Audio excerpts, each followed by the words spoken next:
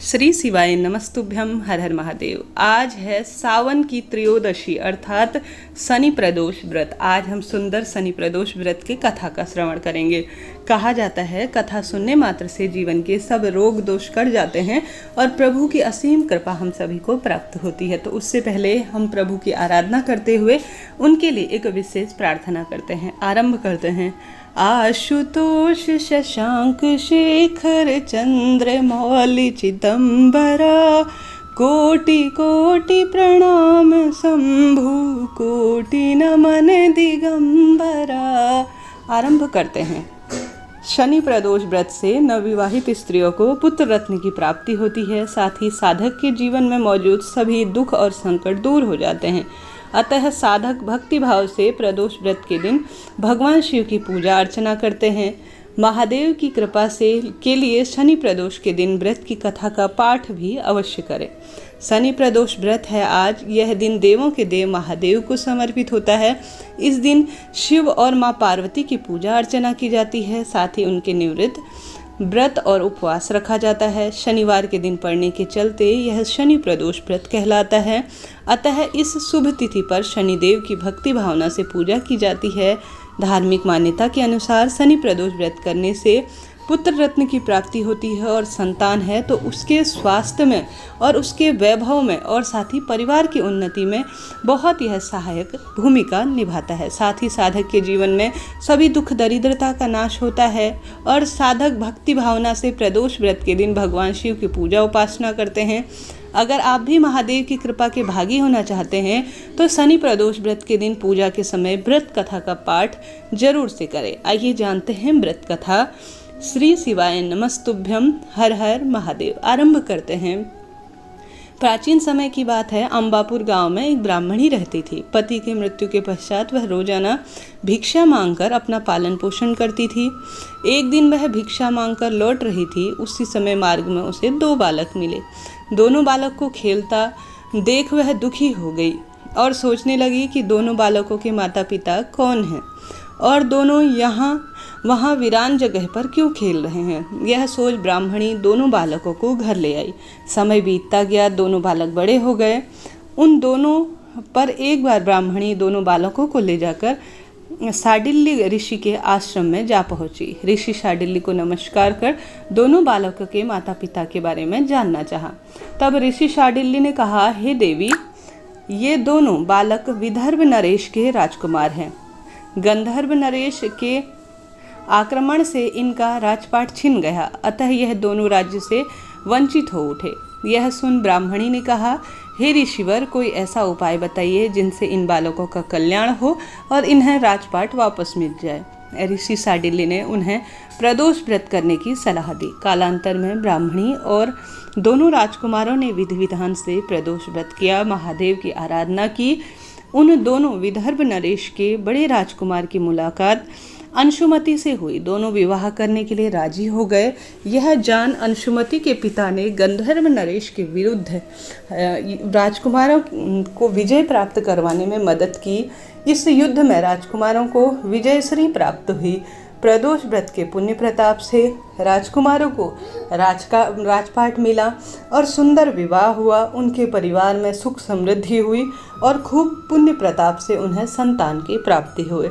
इस बात को जानकर समस्त राज्य में शिव भक्ति की लहर दौड़ गई और सभी भक्त प्रदोष व्रत का संकल्प लेते हुए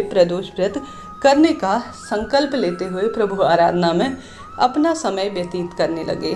महादेव की भक्ति और प्रदोष व्रत करने से जीवन में सभी सुख प्राप्त होते हैं, ऐसा पूरे विश्व भर में लहर चलती गई। ऐसी मान्यता है प्रदोष व्रत को करने से जीवन में जो व्यक्ति जो चाहे वह पा सकता है, भले ही शीघ्र विवाह की इच्छा हो, धन संपदा हो या रोग कर्ज मुक्ति हो।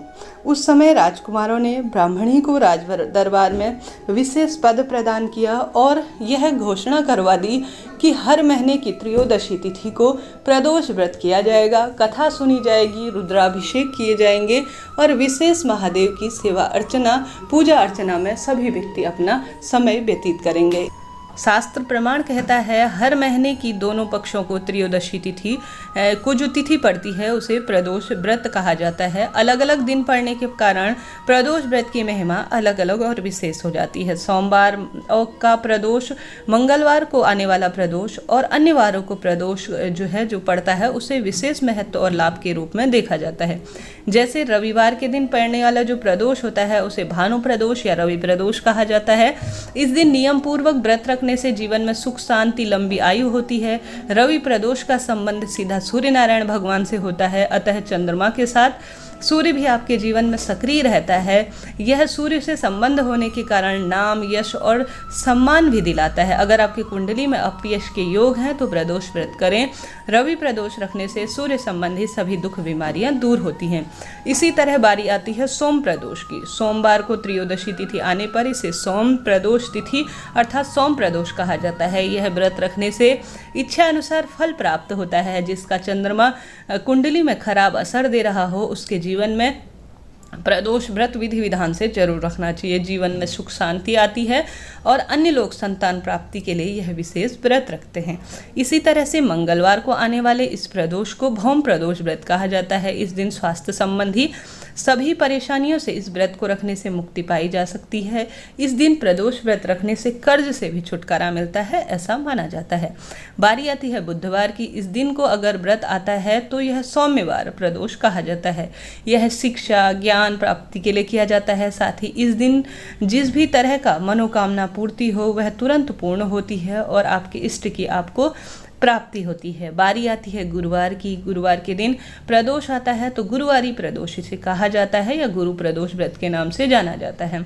आपकी कुंडली में बृहस्पति अगर खराब है, शुभ प्रभाव नहीं दे रहा है, पितरों के लिए आप विशेष रूप से कुछ करना चाहते हैं तो गुरु प्रदोष व्रत विशेष रूप से सहायक होता है। अक्सर प्रदोष का यह दिन शत्रु और जो खतरे होते हैं उनके विनाश के लिए माना जाता है और हर तरफ से सुख गुरु प्रदोष व्रत करने से सफलता प्राप्त होती है। साथ ही बारी आती है शुक्र प्रदोष की। इसे भृगुवार भी कहा जाता है। जीवन में सौभाग्य की प्राप्ति चाहिए तो आप सभी को आवश्यक रूप से शुक्र प्रदोष का व्रत करना चाहिए। सौभाग्य तो धन, जीवन और संपदा स्वयं ही मिल जाती है, ऐसी मान्यता है। बारी आती है शनि प्रदोष की। शनि प्रदोष की जो व्रत होता है वह नौकरी और साथ ही संतान और पुत्र प्राप्ति की इच्छा रखने वाले विशेष रूप से इस व्रत को करते हैं। साथ ही रवि प्रदोष, सोम प्रदोष, शनि प्रदोष के व्रत को पूर्ण करने से अति शीघ्र ही सभी से कार्य सिद्धि होती है। सभी आने वाले जीवन में अनिष्ट खत्म होते हैं, सर्व कार्य सिद्ध माना जाता है।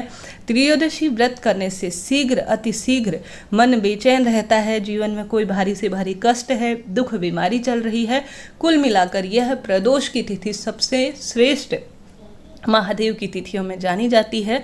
आप सभी को भी जीवन में आवश्यक रूप से प्रदोष व्रत एक बार शुरू कर इसका विधि विधान से पूजन कर महादेव को अपना समय देकर आपको पूर्ण रूप से इसका फल प्राप्त करना चाहिए। जीवन में बहुत अधिक बाधाएं हैं, कोई विशेष मनोकामनाएं हैं तो आवश्यक रूप से प्रदोष व्रत एक बार शुरू कर देखिए, फिर देखिए कैसे महादेव आपके जीवन में सदा सर्वदा अपनी कृपा करेंगे। हमेशा प्रदोष की जो पूजा होती है वह प्रदोष काल में की जाती है, सूर्यास्त से 45 मिनट पहले, और बाद का समय प्रदोष काल का समय माना जाता है। जय शिव शंभू, हर हर महादेव।